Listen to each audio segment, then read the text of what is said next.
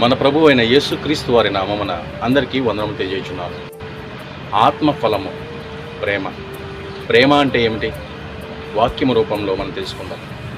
గలతీలకు 5వ అధ్యాయము 22వ వచనంలో ఆత్మఫలమేమనగా ప్రేమ అని వాక్యము తెలియజేస్తుంది. నీ దేవుడైన ప్రభువును ప్రేమింపవలెను. మత్తయి సువార్త 22వ అధ్యాయము 37వ వచనంలో రాయబడింది, నీ దేవుడైన ప్రభువును ప్రేమింపవలెను, నిన్ను వలె నీ పొరుగువానిని ప్రేమింపవలెను. మార్కు సువార్త 12వ అధ్యాయము 31వ వచనంలో నిన్ను వలె నీ పొరుగువానిని ప్రేమింపవలెను అని వాక్యము తెలియజేస్తుంది.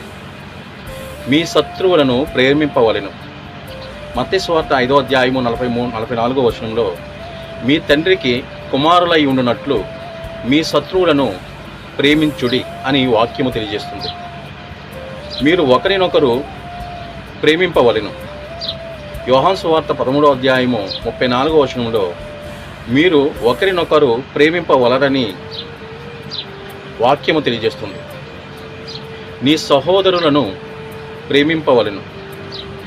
మొదటి దెసలోనీయులకు 4వ అధ్యాయము 9వ వచనంలో సహోదర ప్రేమను గూర్చి మీకు వ్రాయనక్కరలేదు, మీరు ఒకరినొకడు ప్రేమించుటకు దేవుని చేతనే నేర్పబడితిరి. ఆత్మఫలములు మొదలైన ప్రేమను గూర్చి మనము ఈరోజు నేర్చుకున్నాము. ప్రేమ లేకపోతే సమస్తము వ్యర్థమే అంటుంది బైబిల్. ఆమేన్.